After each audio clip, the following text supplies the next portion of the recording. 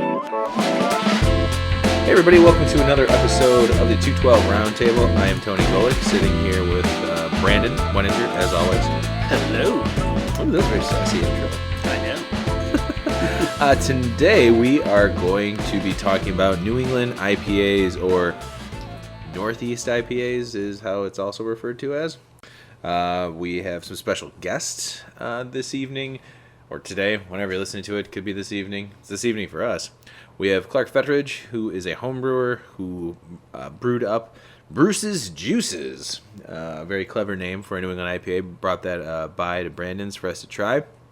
We also had fellow club member Emil come by with his buddy Eric, who is works with the barrel house for Goose Island. Correct. Yeah, so he came by as well, and it ended up becoming a pretty good conversation as far as logistics are concerned when it comes to New England IPAs. Definitely a style that I enjoy, but with it being fairly new, I don't really have a lot of information or knowledge about it. I've tried brewing it, brewing my own, which I enjoyed, and we've brewed it with the Brew Club. Mike's recipe, Tom Brady's Tears. Hazy Hop Forward Pale Ale was the original title of what he had for that. And then we decided to call it Tom Brady's Tears. Well, and then we also... I'm a genius with naming beers. We also realized that, I made a mistake when I was at the liquor store, and I thought I bought a beer that I thought was a Northeastern IPA, and it was... Northwestern. Yeah, it was a Northwestern IPA. Nothing to do with the college...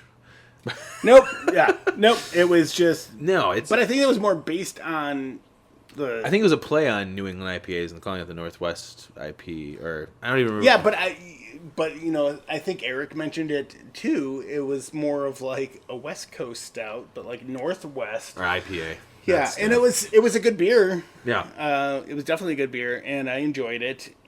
But, yeah, definitely did not fit into the hazy style or anything like that. Yeah, it's definitely not Revolution's venture into New England IPAs or Northeast IPAs.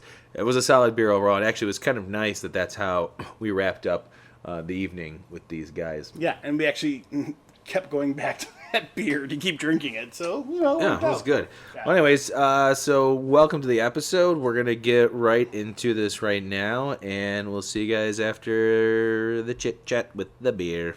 Cheers. Cheers.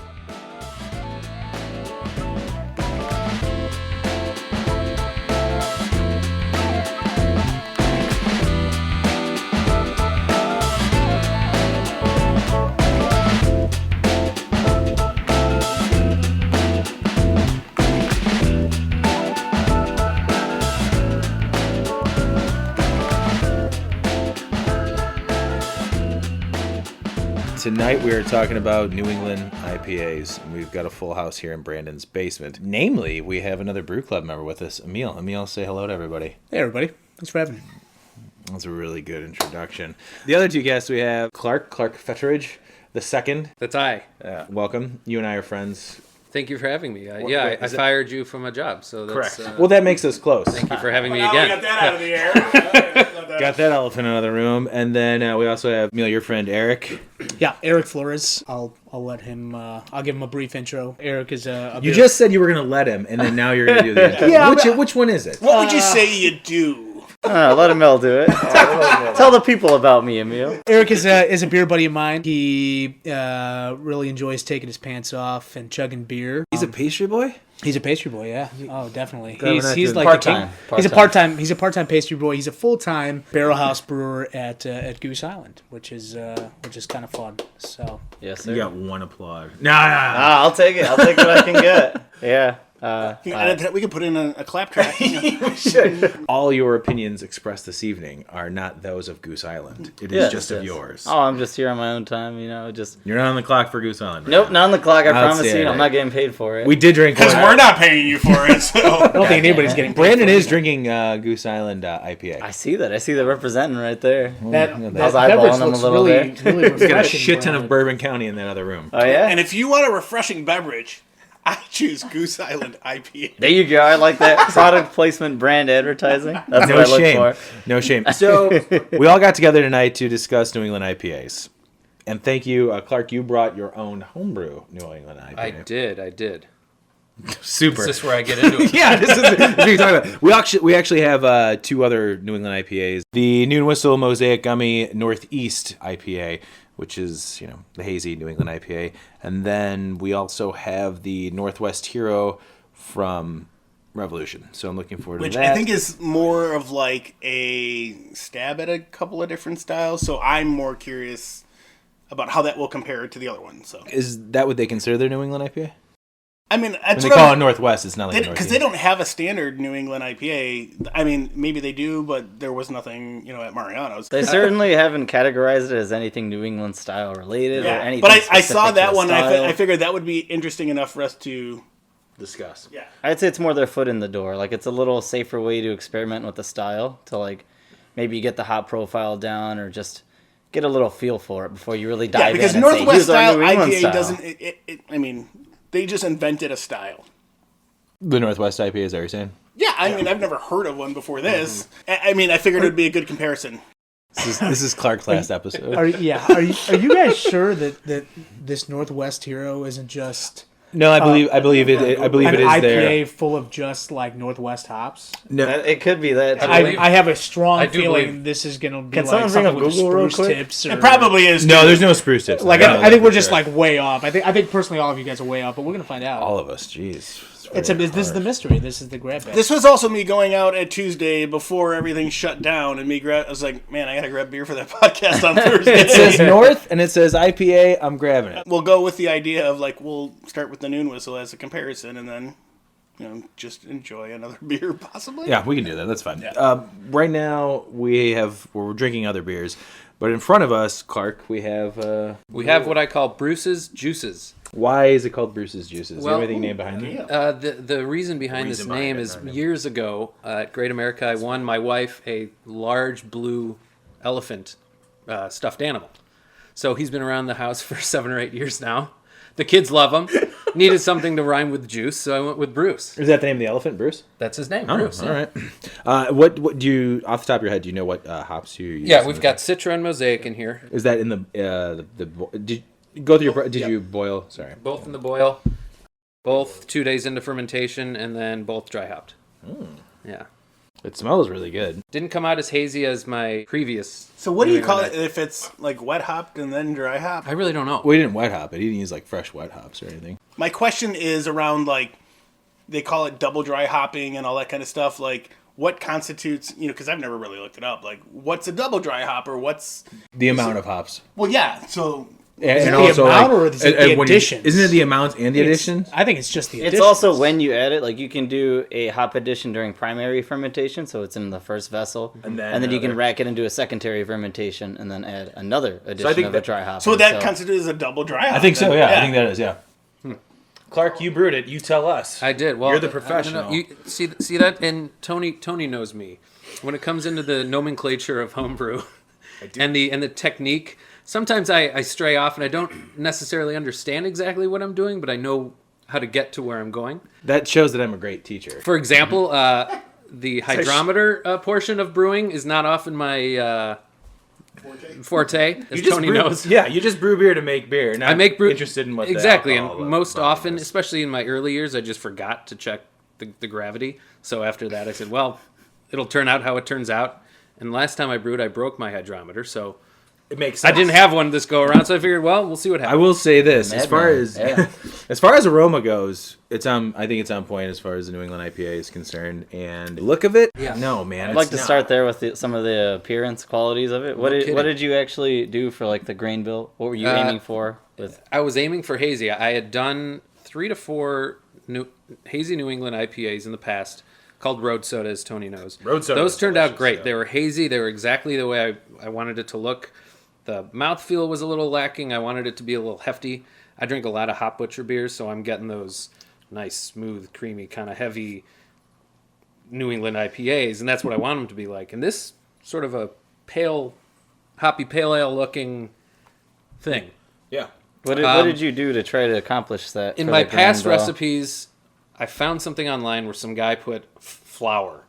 Son of a bitch. And they turned out Like all-purpose flour? Yeah. Yeah. Actually, No, I thought that was a joke. no. I thought it was a running joke. No, actual breweries have Come used on. actual breweries have used flour to add that haze before they found out what it was. Are you sure that wasn't just the biggest troll that was ever perpetrated on Not at all. homebrewers? Whether that's successful or not, though, that's like correlation doesn't equal causation. Just because they do it too doesn't mean Oh, yeah, you're gonna I- get exactly. that signature. That was the first one I ever did. Science. We'll look it up together. That was the first one I ever did. It turned out mostly the way I wanted it to, so I kept doing it. But it was never quite as hefty and as balanced as I wanted it to be. So this time I added flaked oats and flaked wheat. What And I was took your- out the flour. If you don't mind me asking, what Yeah. was like percentage for you on the flaked oats or flaked wheat of the grain bill? That was... Might show you on Beersmith too, or we'll show you on Beersmith if you haven't. Because that's kind of accepted as how you achieve that kind of hazy flavor to it was without 12 any gimmicky type of It was 12 ounces of technique. 12 ounces of flaked wheat, pound of flaked oats, and I believe I remember using about 12 pounds of 2-row, How big was the batch? Okay. 5.5 gallons. Oh, wow. That's, okay, so that's pretty quite, good. that's It was that's supposed to turn quite out- a bit. Yeah. Well, how long has this been? But you need more. Yeah, I Ah. would say like signature of the style, people bump it up ridiculously. People bump it up like 20% of your grain bill is going to be straight up flaked oats, flaked barley, and such like that. I mean, that's just from my experience too. Like what I've done to accomplish that kind of haze, I've put just high protein malts or just knocked up the flaked barley like ridiculous levels because I'd rather shoot it high and then get it and then slowly scale myself down to where I want it to be rather than like shoot it low and just not get it at all and then slowly build up to it. This conversation is eerily reminiscent of the one that we have about our stouts that taste great but have thin body. That's for another podcast. But Yeah. what Eric is saying makes a lot of sense. Great taste, less filling. That's what he's saying. Oh my god. my All right, folks. That about does it for me for the day. So the actual haze, and I was looking this up the past couple of days, researching because I knew we were going to do the podcast. Because you had nothing else to do the last couple of days It's either. been a polar vortex, so it's been great staying at home, watching movies, and editing other podcast episodes.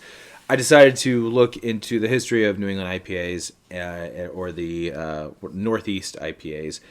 And one of the things that I came across as far as how the haziness comes in, there are multiple ways that the haziness actually is presented into the beer, which could be, number one, the massive dry hopping when you get into like a day or two of fermenting. Also the low flocculating yeast, which, you know, a lot of people are using English strains, I feel like, right? 1318 is probably the most popular for achieving that type of thing for New England Right, style. and it that's a good- London ale. Is that London job at ale it. or London ale too? It's a or- London Yeah, 1318, yeah. Yeah, and then the other thing was the polyphenols as well. That's all creating the haze. And that when the polyphenols are in the beer, how does that happen? How is that created? Because I was reading up on that, and as a brewer for home, as a professional brewer at my house for the past 6 years, just like Clark, there's a lot of things that I do out of habit, and then I also just don't really fill myself in on. Okay. Am I going big on that question as far as polyphenols go for you? We can edit this if you don't have an answer. So I think that kind of question, it needs a little more direction to it. It Okay. needs like, what do you mean about it? Do you mean how does it affect the Yeah, how does it haze? affect the haze? flavor? Yeah, The haze actual- of it all? Yeah. Well, I mean, that's not the big thing you want to rely on. You don't want to rely on that kind of thing to achieve that haze. I think you want it to be more of it's a natural byproduct, natural Right. component of what you It made happens the beer regardless. of. Yeah, Right. you want it to have happened because you made the recipe a certain way, a certain temperature. You want it to happen because you added a certain amount of grain. You don't want anything more than like the 4 basic ingredients in beer to achieve that. Otherwise, it just feels like, all right, well, I made a beer and then I want it to be hazy after it's done, so I'm gonna Gotcha. do something else to it. You want to have that idea in mind before you even make the beer. You want Right. to say, I want this to be this, and this is what I'm going to do to get there. You don't want to like be executing it and be like, hold on. How do I get there? Yeah, it's not there yet. I gotta do something quick. This is supposed to be a hazy pilsner. What do I do to shake it up? And get it like... You're doing it wrong. And I think with it being such a new style, that's why there's so many questions. Brewers Association just recognized it as an actual style, right? Oh yeah, BJCP. It's now in the. Is it a new style? Is it in the or is- BJCP now? It as is. well? I'm pretty Yeah. sure it's in BJCP. Is it a new categorized style, or now. is it finally now popular enough to be a new style? It's popular. It is. It's popular enough. It's popular I enough. feel to be like style.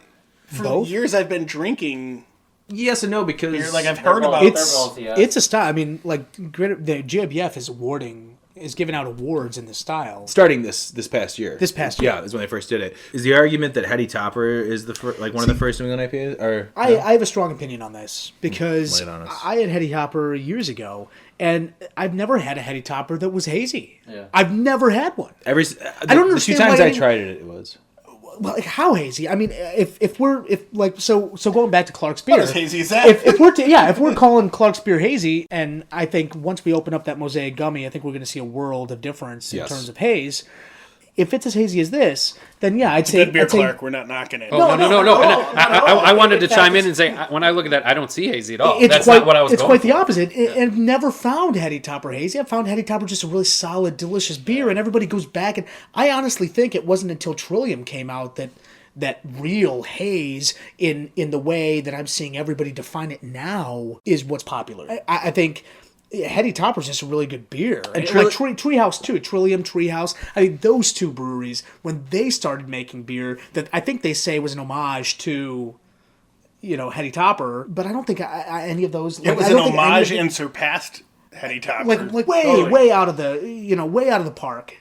Now, because Trillium, I've never had, but I've seen the pictures of their New England IPAs, and they are just, it looks like a glass of orange juice. Right. It looks awesome. By the way, Clark, this is really good. I like it. Overall, I would drink this. Well, thank you. So first, before the thought is lost, I kind of want to build on what Emil said. Go ahead. A lot of people categorize Alchemist and Heady Topper and all that as like the originator of the whole New England style. There is a relative amount of truth to that. That beer is from around there, and that is the IPA, that signature of them. And it goes back to what I said. What they made, how that haze came to be, it's a byproduct of what they did. They didn't say, I'm going to make a hazy beer. They just didn't do made, it specifically. Exactly. They didn't do it for the purpose of achieving that type of haze to it. They just made their beer, slowly became a little bit more sediment due to the different yeast strains they used, due to the different hop additions and the different points of time in which they did do it, and then eventually started to develop some haze to it. That's a And then- fantastic point you make, Yeah. because Heady Topper, and people have been trying to prop this up and trying to steal it, and there's this whole big thing about Heady Topper's yeast. It's the yeast that Heady Topper used, and not adding oats or flour. Yeah, there's no or gimmicky thing there's no to it gimmicky that they thing did. to that beer. It was just the yeast that they somehow were able to propagate. I don't know where what they started with, and then just use it over and over and over again to come up with a house strain. But it's that house strain of yeast that made their beer quote unquote hazy. And the obsession with trying to achieve that haze for like a lot of Midwest brewers, that happened because it happened too quick. They saw those styles, they saw the New England styles, they're like, I want that, but what they saw at first was what you see at first, obviously, is the aesthetics of it. They saw the haze, and they're like, I want that haze. Bingo. So the thing they did to achieve that for the stylistic purpose was like, they manipulated the recipe or added gimmicky things, anything that would accomplish that haze for you. That was their point. Their point was, I'm going to make an IPA that's going to be hazy. They didn't think, I'm going to make How am I gonna a make New the England style IPA that just happens to be hazy. When I made my first New England style or hazy IPA inspired beer, it was not super hazy. It was, the flavor was there, and I really liked it. And I remember when I first started, I was like, I don't really know if did I do this right? Is this exactly what I wanted to do? All right. At the end of the day, just like this, I really liked it. It was good. And I'm just kind of piggybacking off of the idea of that. Does it really matter? When I hear that people are complaining about how non-hazy their beer is, that to me I think is kind of ridiculous. Are you drinking for the look of the beer, or are you drinking the beer for the way it tastes? For me, I'm drinking for taste. Are you guys drinking for visuals? Well, obviously, that's an objective. I mean, beer goggles is one thing. That's a argument there. visual. Yeah. I liked how naturally, that is true. I don't want to. I think you guys are on a good point. I don't It's- want to veer too far off, but I did have a question though for Clark. Going back to your beer specifically, you mentioned that you had done a few test batches of let's call it a New England style IPA, and they had been actually hazier than this one. What did you do differently in this one that you didn't, or maybe what did you change in this Well, it's batch? interesting. It's not only ingredients, but it was also technique. The first one I did, as I mentioned earlier, the first three, I think I've done 4 total, this being the 4th. The first 3 were all that strange flour recipe that I literally found online and made a couple little adjustments, changed the hops. I love that you kept going with it because Well, it worked. Hey, man. Yeah, If it ain't broke, don't fix it. Yeah, no, I remember trying those beers. Road soda is delicious, and it was hazy. And so I do understand. Yeah, sorry. And each time I change the hop, I change the hops each time. But this go around, I kept reading. I remember you doing a couple things, especially the Whirlpool. I never did that until my third batch. This I added the oats, the wheat, and it turned out a lot different, which was interesting. And it's a little lighter mouthfeel too. Yeah. Would it be almost... I was going to say the Lighter same in what thing. way would you say? Was it not as pillowy, not as thick, Not as not as pillowy. Full-bodied? I was gonna say as far All as of the body. above. Which is the other opposite of what you would expect, too. Like, once you're using those oats and those wheats, you would expect it the other way around. I'd agree. expect this to be, like, fuller-bodied, too, so... Did you just use sugar for this and that was it, and you're just lying to us about what grains you actually use? Did you just use cereal? Malt There was extract? shitload- yeah. You use malt Shitload of extract? DME? Frozen brand? There's no No, shame. the truth Pour comes out. DME in there. Just be honest, man. Yeah. Just be honest. You can say yes and right now. Tony, you know this. This is actually Nick the Dick, my pale ale. You're sick. He does have a really good pale ale called Nick the But this Dick reminds after me his of, son. of that pale ale. It's all Citra, or I believe it's all Citra. And this is what I... You said there was mosaic in this as This well? is Mosaic. It's... I get mosaic. I get a lot of the mosaic. Yeah, I get a lot of maybe the mosaic. Citra on the nose, but mosaic on the tongue. But I don't get any hop bitterness on this beer whatsoever. And it could be just my palate's been smoked over the years. But I feel like it falls in line though with the New England IPA. from in terms of a flavor profile, I love it. I mean, I think it's on point. Oftentimes when I taste, I'm going to be like probably the lone detractor in this group. Kind of going back to what Eric was saying about how a lot of the brewers were so quick to try and adopt this style and get it out to market that they started at the end and worked their way back. Oftentimes, many of those beers wound up tasting so dank and hoppy, it would make me want to gag almost sometimes just from consuming it. And that was one of my biggest gripes kind of with the style. But this is really easy to drink. This is something that you took time and you actually were conscious about how you added hops, when you added them, so that you really get aroma that I think is actually quite different from the flavor that the hops impart in the beer. Interesting. Well, thank you. To say that there's a New England IPA and we talk about like the traditional cloudiness and all that kind of stuff, I feel like there's a clear difference now that like tasting this and hearing the exact definition, like knowing New England style IPA versus something that's called a New England IPA. I feel like those have a clear difference because you're getting more of the hop profile that they would use, but not the cloudiness, versus you get a Trillium or you get that cloudiness from most of them, but the same flavor. The flavor profile is still pretty much the same. I feel like you can't replicate the yeast is what the big thing is. I mean, you probably can. I'm sure you can manipulate. Yeah. Is there a difference between a New England IPA and a New England style IPA? Well, that's what I was saying. Right, that's what I was asking. Like, is that something that is even? But I'm going more off of like the home brewer and like other breweries that are just starting up and like, oh, this is our New England IPA, and it's clear. I think that might be something that might come up. And if it's soon, cloudy, actually. like, what are they doing to make it cloudy? Is it flour or these other crazy adjuncts that they're putting in there? You're a real piece of work, Clark. Oh, yeah. I just We're I gonna see still, what I put in next. the flour thing cracks me up. I'm me I'm too. positive. Okay. Like We secondary. we have to some at some Coke, point. and everyone's At gonna some love our point, beer. we have to look that up. We'll because take a break at one point. Yeah. I was convinced that was just a huge troll job. So And to people your were question, actually- I'd say yes. There is quite a difference, just in the way you word it. Like, you answer the question yourself for you. Right. Any IPA that comes from there is New England IPA. Right. But the style itself is a very big difference thing. That's like the actual signature. And I wonder if there'll of be now that it actually is a style, will brewers kind of get to the point where they could say, well, it's a New England style IPA. We're not really following through on what they look like. They're not as cloudy. So say someone, brewed what Clark has, and they're like, yeah, it's a New England style IPA. It's kind of like a New England IPA. Yeah. Is that something that might...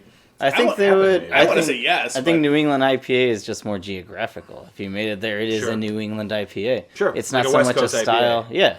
But stylistically, no, it is not a New England style IPA. Well, therein lies like the debate also of more of a spectrum. You can say like it is hazier than your traditional West Coast style IPA, but it's not quite as hazy as a New England style IPA. But in someone's regard, it is hazy. Yeah. There Sure. is always that to debate too. So a brewer can put it in front of you and it doesn't look that hazy, and they can say, "This is my attempt at a New England style IPA." And like it's really up to the drinker to decide, do I consider this a New England style IPA? Whereas his opinion is just they both have the same amount of merit. Right. If the brewer says New England style IPA, and then you put it down, you're like, not New England style IPA. Who is it and what is it that's gonna tell you what is the defining line? How about just know. putting I agree it with- out I know. there? This is I'm a sorry, good- I mean, It was done for emphasis. I put the coaster there as a joke, and so that I agree with you. But it's also like, you know, it 100%. goes back to like, do you enjoy the beer? Regardless of what it's called and what the style is it a good beer? At the end of the day, that's all I care about. Exactly. Yeah, look, you can get caught Personally. up. You can I get think caught up in that's lazy, semantics though. all I you think want. it's You think lazy lazy to to tie say it that? into just saying, oh, well, I mean, that's the point of it I all. mean, We're all for here what just the- to drink good beer, but to end any type of point of discussion of stylistic differences Sure. or any execution and brewing beer process, to end it in just, it's a good beer and I like it.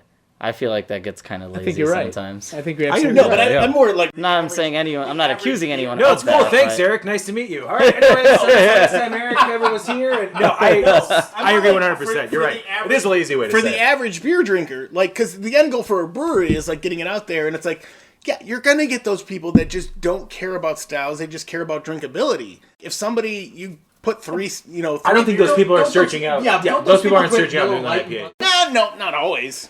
Laura, Trust me, I'll I say know a that- few of those. Well, and also brings up the Bud Light again. Not that there's anything wrong with it. To be fair, I brought up. We're not Bud getting Light paid with first. it. As far as New England IPAs go, and I almost bought a milkshake IPA to kind of tip the scales on that. No, I didn't do it though. I think it's a whole different beast on its It own. is. It is. whole other beast. And I wanted to. But that's I did want to hazy, get into bro. It is hazy, bro. It There's is actually hazy. a I would say it's milky. magnificent podcast on the difference between it and diving more That would be a stylistically whole into other milkshake. show. I wouldn't mind. No, there doing is that. one already. Yeah, I mean, is the there? Average Oh. Joe's podcast, the one with Hot Oh, is that Butcher. where they did it? Justin really dives into it, and he puts it really damn well. Oh, Where yeah. was it? Yeah. Where did that beer originate? Who made the first milkshake? The milkshake styles, I would say they originated around Tired Hands. Tired Hands was the most, Tired Hands. if not originated stylistically, it was the most produced in volume and just the and most the put most out there and popular. most And the exposed. only reason they Oh, made it was to absolutely, bring yeah. all the boys to the yard, and they all And came. damn right, yeah. They It's better than came yours. to the yard. Did all come to the yard. And they did come to the yard, and then they brought it all the way back over here and all over the U.S. That's how we're gonna end this Everyone does it. podcast. That was it. Milkshake brings That back no, the that's podcast. what Before the you, milkshake before you IPA. crack open that beer,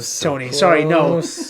I did just want to mention one very, very, very quick note Yes. is that just going back to the whole stylistic thing. Yeah. People may say, well, you're making this peasant beverage a little bit too highbrow.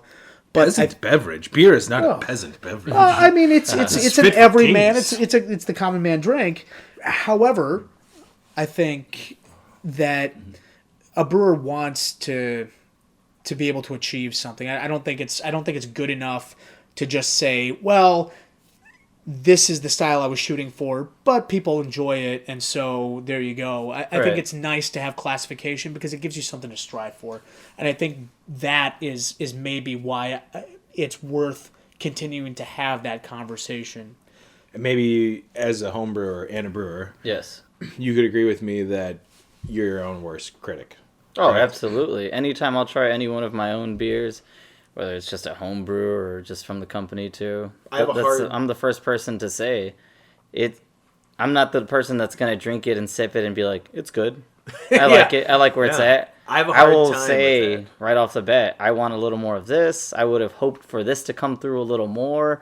I would have hoped this new a new grain I added, new hop addition, new strategy. I would have hoped that would have imparted more of a characteristic to it. And so moving forward, I will control for that. I'm the first person to say that. And people take it the wrong way. Like my brother, sometimes I'll brew with him together.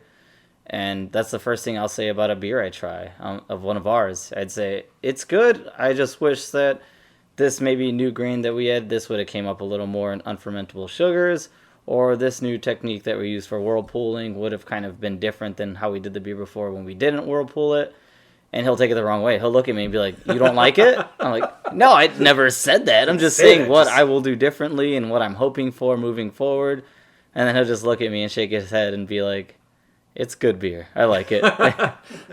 Which is funny because I was going to say I'm my own biggest critic. Just had friends in from out of town over the weekend, and right away I was like, try this. By the way, this is what I think of it.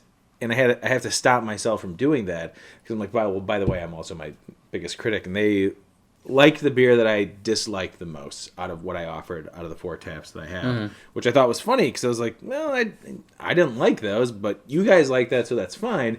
But me as a brewer, I know what I want to change the next time, regardless of the steps of what I do for the brewing. That's what you need too. You need that to keep pushing you forward too. Otherwise, like, where's that going to go? You need that type of excitement towards experimentation, because at the end of the day, that's what brewing is. Brewing is science. Brewing is experimental trials back and forth.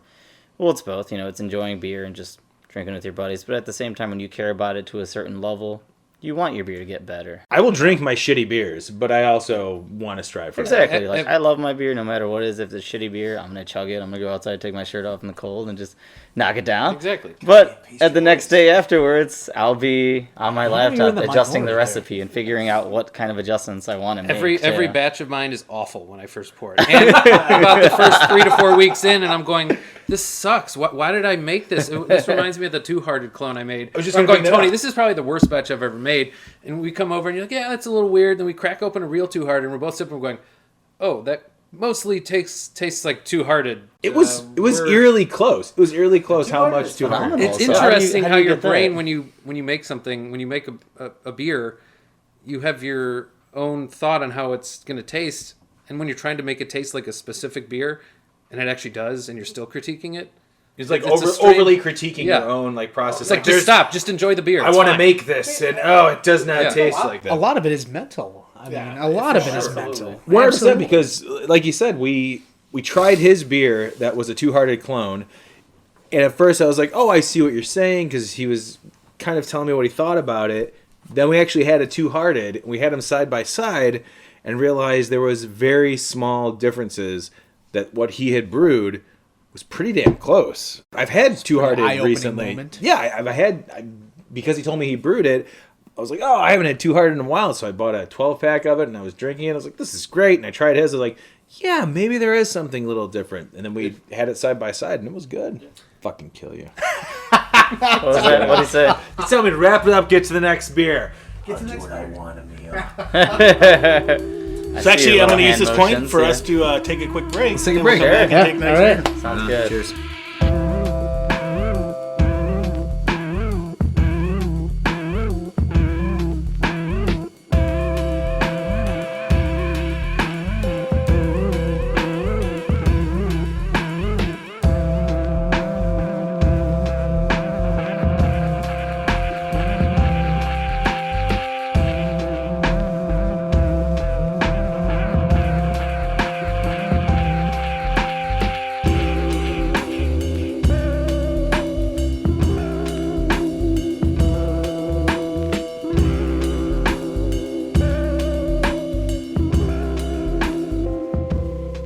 We are still talking about New England IPAs. We are here with Eric from Goose Island and Clark from His he's basement. In his no, he doesn't have a basement. Clark from his home, all the way. and we also have Emil from 212, the brew club that Brandon and I are also part of. And the next beer that we are doing, the first beer we did was Clark's. What is it called again? Bruce's Juices. Bruce's Juices. We got into a big conversation on New England IPAs off of that. And the next one is something I brought, which is Noon Whistle's Mosaic Gummy Northeast India Pale Ale. So they did not call it a New England IPA. They called it the Northeast IPA, which is pretty much the same damn thing as far as I'm concerned. And Got some haze, bro. it definitely does. In comparison to yours, Clark, Bruce's Juice, it does have some haze.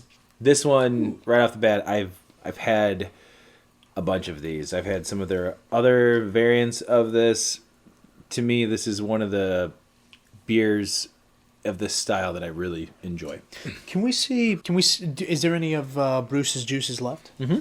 Can we see a side by Yeah, get side? another glass. Yeah. Maybe grab one. First impressions. What does everybody think of this? So first impression for me, you do get some of that turbidity to it, like some of that haziness that you want in it, but it's not extreme. It's not like a lot of beers you'll see this day. These Where it days looks that, like an actual, like, glass of straight orange juice? Fucking orange juice. No, this one is like a totally nice opaque. amount of me. This is something I would easily say you can just call it a hazy IPA, because people like to make that differentiation. People either like to say, oh, if it's not juicy enough, then it's a hazy IPA instead of a New England IPA, which is a really bad misconception, but I do hear that going agree. around a lot. But I think it looks really nice. You can see it even linger on the glass. That's a testament to a little more of the body that it has versus our buddy here's beer.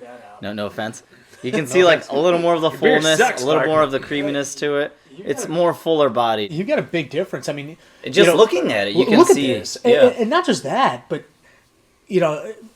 we're holding these up to the or to the light, and I mean, this Noon Whistle beer is way lighter in color.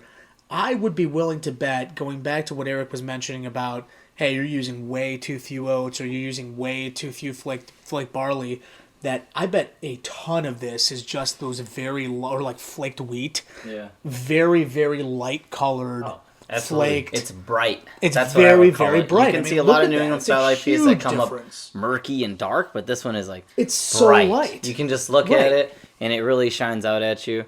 That's actually what me and my brother were trying to accomplish with our last New England too, because we did one that came out like murky orange juicy. Like it very much achieved that nice haziness that you want, but it didn't have like that nice bright color that pops out at you, which is like The what first we see one here. The first one I ever did was almost too pale. It was hazy, kind of like Noon Whistles here, but I would say it was almost brighter than this. And I was like, I did something wrong. It does not Right. look like a glass of orange juice. No. Whereas Clark's, yours looks like It looks like a beer. I mean, it looks it looks like a pale ale, an IPA. or an IPA or even Yeah. an IPA. Yeah. Maybe a little lighter than an IPA, but it has those things that Kind of reminds me a little bit more of the. Have you guys had the Brickstone APA in terms of color and Yeah, maybe I've a little shotgunned bit of many flavor?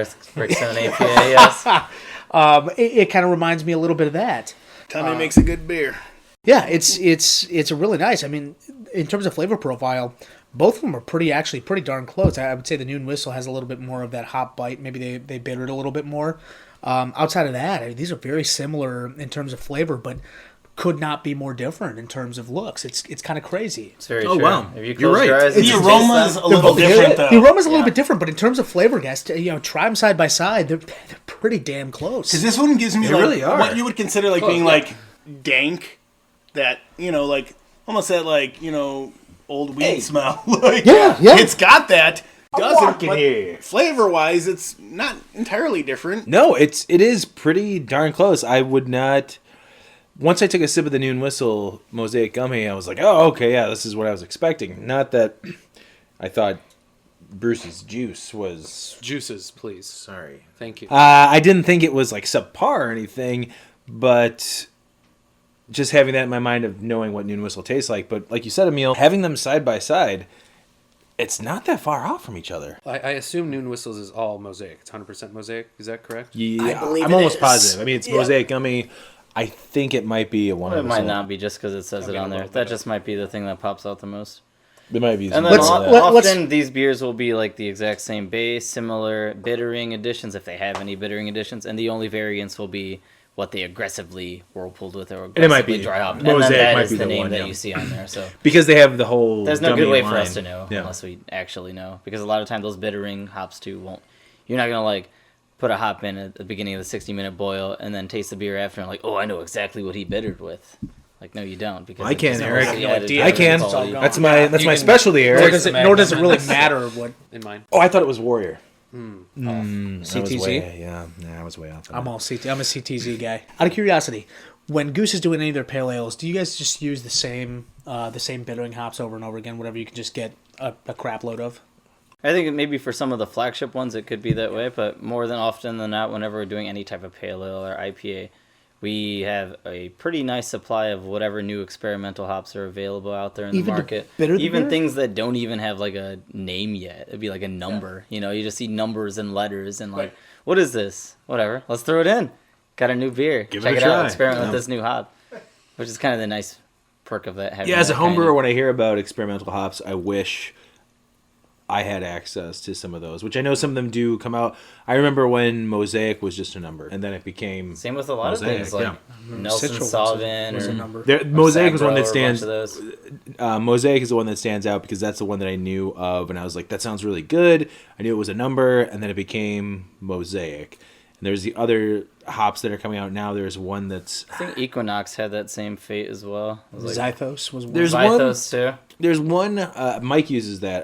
The other member of the brew club, Mike, uses Zythos for his New England IPA. I wish we had Mike's New England IPA. He did a really good, when he did his 1 gallon batch, that one tasted like stone fruit, mango, pineapple.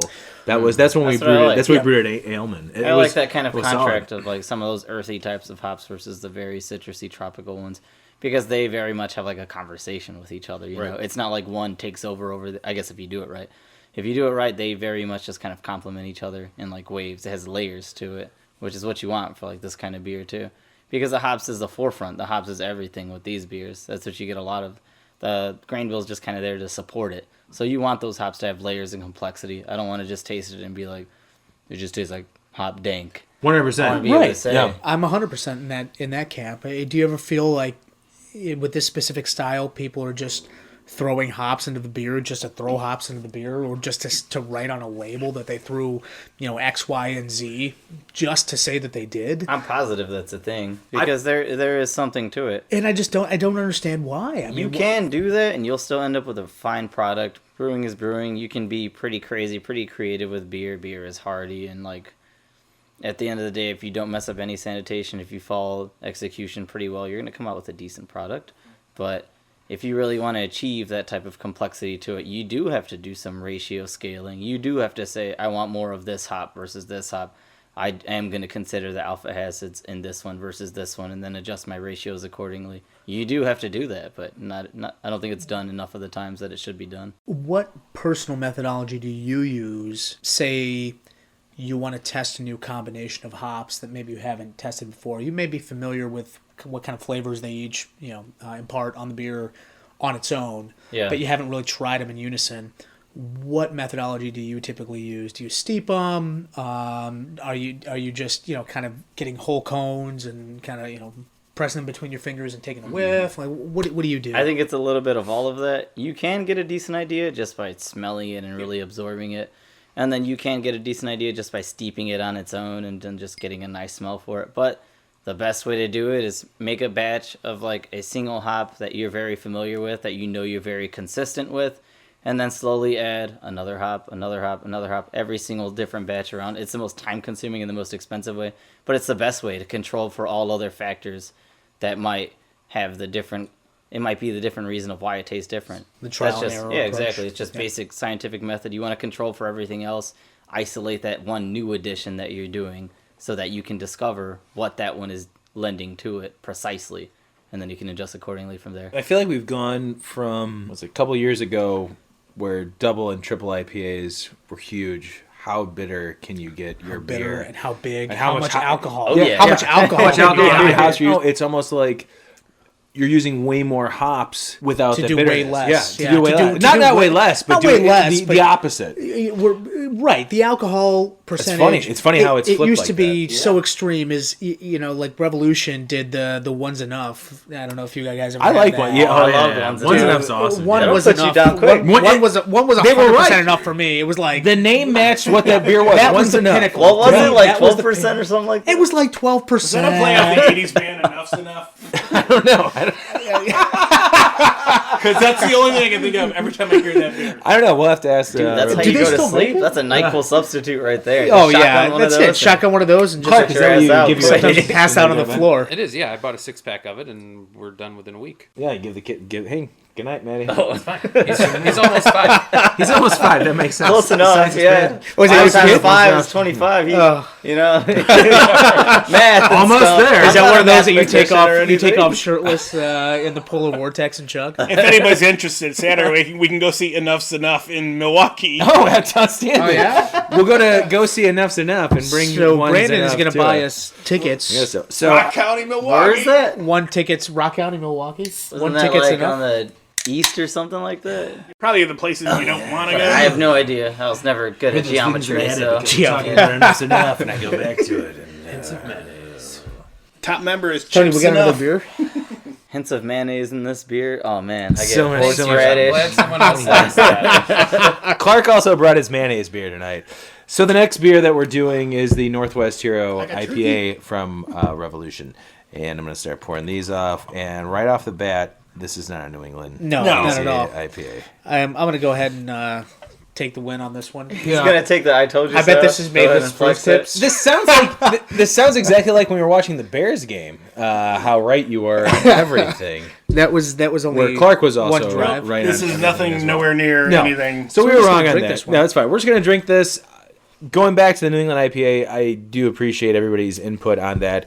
It is a style. When it first came out, I had no interest in whatsoever.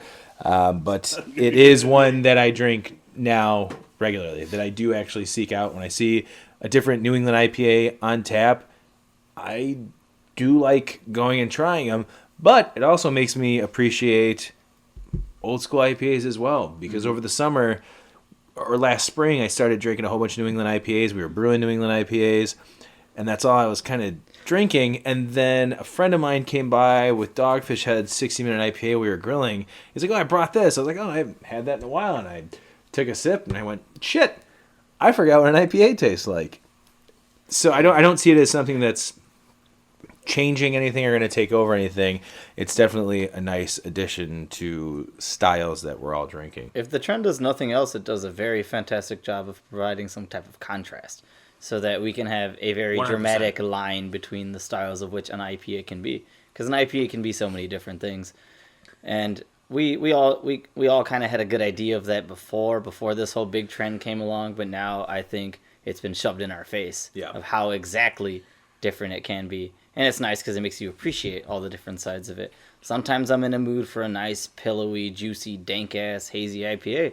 Sometimes I want something with a ridiculously nice grain bill to back it up, and a nice balance between the hops in it too, and a nice bitter bite to it. Like a nice I want it- malty, bitter, Yeah, just nice malty, Like something bitter like one, this, yeah. some of those West Coast IPAs, like that'll quench your thirst. But Yeah, then it's so just- refreshing. It's so nice. they're so Absolutely. bright. You know, they're effervescent. They're Sometimes bright. you want that. I Yeah. don't want a nice. Yeah. I don't want like a heavy, hazy, oaty, super thick, Right. full body New England style IPA all the time. If I just got back from like a run or something, and I still want something with like a nice bitterness to it, I'm gonna reach for like a nice West Coast style. That's IPA. nice. Yeah, see, because when I get back from a run, I reach for like a 120-minute IPA, and I'm like, straight barley wine. I go barley wine. This. Hashtag You're barley an animal. wine is He life. goes to the barley And wine. going off of what we were just talking about as far as doing a New England IPA and switching to this Northwest Hero, which is really a contrast to what we were just drinking. And it's kind of along what you were saying, Emil.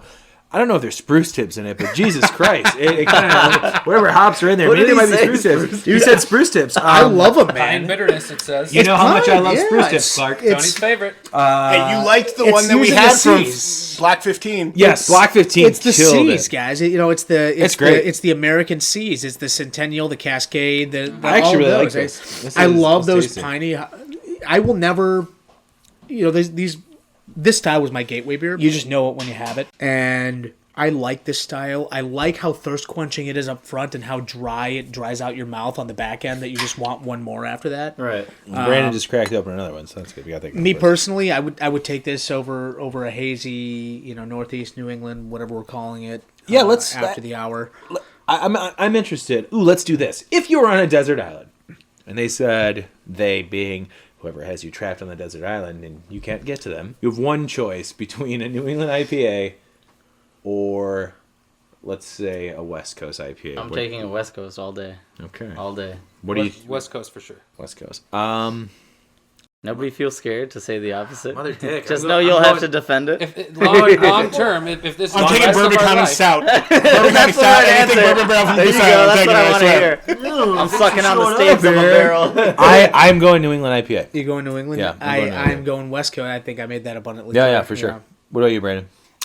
You know what? Just because I've had so many West Coast IPAs that I like, I'd have to do West Coast. Yeah. Because the And I agree, and I get it. I get and the why New you guys would England choose that. style or Northeast style, whatever you want to call it, is just so minimal compared to all the other great stuff that has come out. I think that I've tried. Are you saying by how many of you've actually tried? Yeah, like Okay. availability Okay. and stuff like that. You know, Sure, like sure. if I'm going to go based on a style that I know that I can know and trust, I'm going to do that. Now, if you were to ask me if I was going to drink like Lagunitas, a little something, or just their IPA, put up towards a New England IPA, I'd probably choose Lagunitas IPA. Yeah.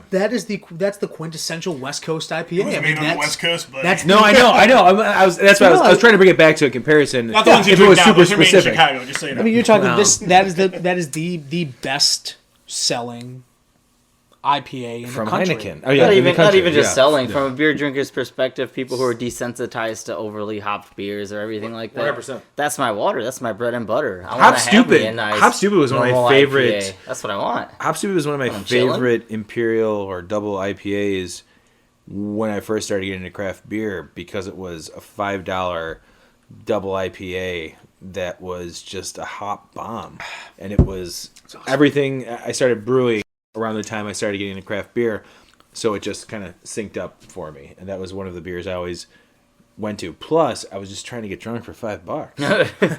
I'm not mad at you about that. Clark's got a shitty smile. I'm mad at you. I had a lot of gate crashers when I started getting into this beer. I mean, Tony, that's the best beer ever, as you said. Gate Gate Crasher. Crasher's awesome. Oh, it is great. For me, it's even more. It's more on the malty side, man. There's a funny joke with that. Tell us. No, I want you to explain the story. I want No, you to explain the this story. was when Tony and I were working together before I fired him. Right.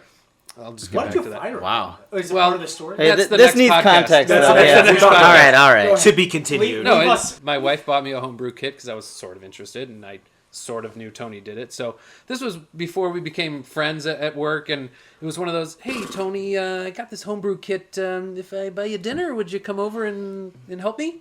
I said no fucking way, dude. And this was about the time the Temperance opened, literally a block away from our office. Temperance was right by our office, and that's when I was getting into beer. And then, of course, Gate Crasher, that was the first one they came out with. And I thought, oh my God, this is the best beer I've ever tasted. Five stars on tap, 5 stars. And Tony's going, all right, cool down. It's a nice beer, but let's not get crazy here. 5 stars. But I get That's it. a lot of stars. It was a lot stars, of, yeah. I agree too. It's Now I very have, like, it's yeah, very nice. passe to give 5 stars to unless you're drinking KBBS. Nothing. I was very It's a couple excited. two QBBS 5 stars? You gave QBBS 5 stars? Kibis? Yeah, you got to give Kibis 5 man. I've stars. never had it, and I won't pay $100 for that bottle either. I've I'd never rather actually- pour I've some never maple actually syrup consumed in a Bourbon County, mix it in. Oh and- shit! Should we have do a that. KBBS Bourbon County drink off sometime? Focus. now.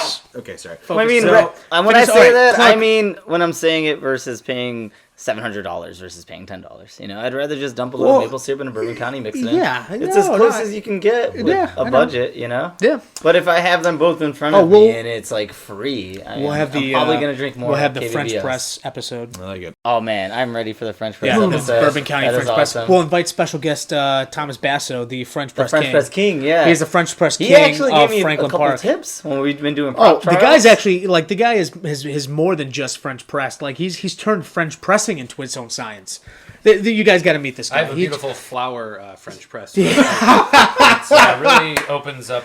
Wait, He uses almond You guys never flour. finished. Oh, was that the story? Yeah, was that the That end? was the story. Not a That great was the story. story. It's 5 just stars a to Gate story. 5 Crasher? stars to Gate Crasher. That's All right. kind of where it started. For Is that where the mayonnaise beer comes in? You press Well, the that's- No, mayonnaise. he and I. That's a different. That's another flower. friend. We use Bourbon County with mayonnaise. Trust me. Oh, You God. guys try it. Okay. It's so good. That's it. I'm out of here. Close my ears. I'm gonna go ahead and wrap this up. I want to thank you guys all for coming here. Yeah, thanks for having to us. Brandon's house talking about New England IPAs. Eric, thank you so much, No man. problem. It was very Love nice to being meet here. you. Thanks so much, You're man. more than welcome to be on the podcast again, Clark. Nice to meet you. I never want to talk to you again, but thank you. But No, thank no, you no. for bringing. This has to be continued because we need to hear the story of how This you is got the fired. first time they've Oh, met I got since fired. Tony's been I got pulled in the fired. office. God. I got pulled in the office, and they said today's your last day. It's been 2 Oh, days. spoiler alert! That's how it happened. And I stared off into the distance. Oh, He did.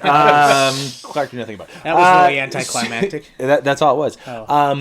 Thank you for bringing Bruce's Juice. We look forward to trying Juices. more. It was Juices. It was a really good beer. Sorry, Bruce's Tony, Juices. we're in the Yeah, thanks, I Clark. like No, juices. really. Juices. Thank you for your That's honest nice. Overall, really No great. problem. Just add more of everything. Pretty much. I think that was the honest feedback. That I can Yeah, do. more flour.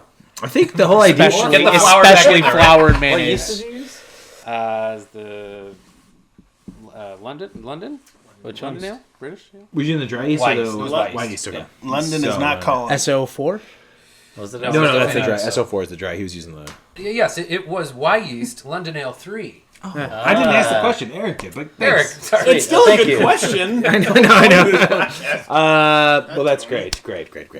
Tony's fired. Emil, thanks for being on this episode. Yeah, thanks for having me, Appreciate guys. it. Brandon, Yep. I'll see you next time we do this episode.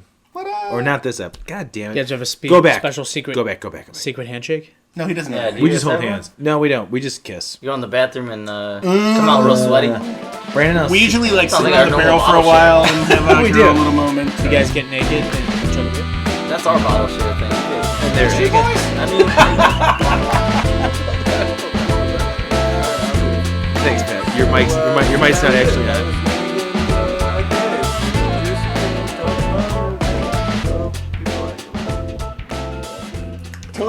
That's it. That's should be like you should just wrap up each episode. You just come by and wrap up each episode. That's Pat. We're actually doing this. We're recording multiple endings and beginnings because We're not coordinated enough. coordinated enough. But that was the New England IPA episode, and thank you, Pat, for jumping in. Pat, you would know from the. You don't know because in the future you're a future guest. You're a future guest of the Bourbon County episode, which would be next week when you guys listen. We just did all the intros and outros, but anyways, thank you to all the guests who were on the episode tonight with New England IPA, especially Clark with his Bruce's Juices, and Emil Eric. stopping by for the first one, and Eric from Goose Island for all that awesome input. And actually really leading the conversation. Yeah, I feel like that went really well just because, like, you know, like, I had a bad feeling about the episode, and I'm being honest to begin with. It was like, oh, there's somebody we don't know. And it was a lot of people. We weren't used to that. Yeah. I think that had a lot to do with Like, it. for us, you know, being a new podcast, and then, like, what did we have? 5 people sitting around and talking. But Eric was awesome, man. Yeah. He did a great job just kind of leading that conversation and helping us not, like, learn, but understand things more. Understand and learn, yeah, definitely. Yeah. He gave a great perspective. And I would since say. then, even though, you know, this was the ending of the episode, but we did it a couple weeks ago, I've gone back and revisited my New England IPA recipe and have updated it with the idea of having that silky mouthfeel and imparting the haze more with the high proteins instead of relying on just yeast and hops. And I was bringing up polyphenols, which are in which are naturally in beer. Yeah. And you know, and that's not something you're going to rely on to actually cause that haze. It's a byproduct of beer regardless. But anyways, it was an awesome episode, and I'm glad we did it. And that's another one in the books, man. Yeah, thanks for listening, guys. We Thanks, appreciate guys. it. Yep. Cheers. Cheers. Clink, clink, bink. Yo, I'm a fucking artist, man. Yeah. The intro and the break was provided by Fluid Minds. You can get more Fluid Minds music at fluidminds.bandcamp.com. You can also find Fluid Minds on Spotify and iTunes. The outro music was provided by Altered Status. To hear more from that album, go to asaphelps.bandcamp.com and select the Altered Status Captain Mauser album. Thank you everyone for listening. We appreciate it. We look forward to seeing you guys again. Cheers. See, you don't know my name, you only out for fame with tights like Leroy, only a decoy. I employ sick MCs on a sick ass track. Boulevard Mordecai living hard like that. Believers in the zone with or without a microphone. I'm not upon a throne or a box of fish. We're all around wish, man, to have them on the dish. Now wouldn't that be delish and so fully nutritious? Many don't get this way I spit this. Anarchist flip this, smoking my riches, defending Gaia. Mountain on fire, grab your matches and burn the See, sire. I'm mad liquefied in the flow that I deliver. Chilly like the Arctic, make your whole soul quiver. Complex like the waveform, your style is popcorn. 11 years locked down before my shit gets on. Use my brain as a weapon, whack MCs, keep stepping. Predator on the low for all the souls that I'm collecting. Niggas hit the flow like my groupie back in business. Feel my vocab coming through like a missile. Here to run 'em up like Pretty Tony getting bucked. Flip my big like a dick, you can hold my round stick. Here to leave my chillin' on the back.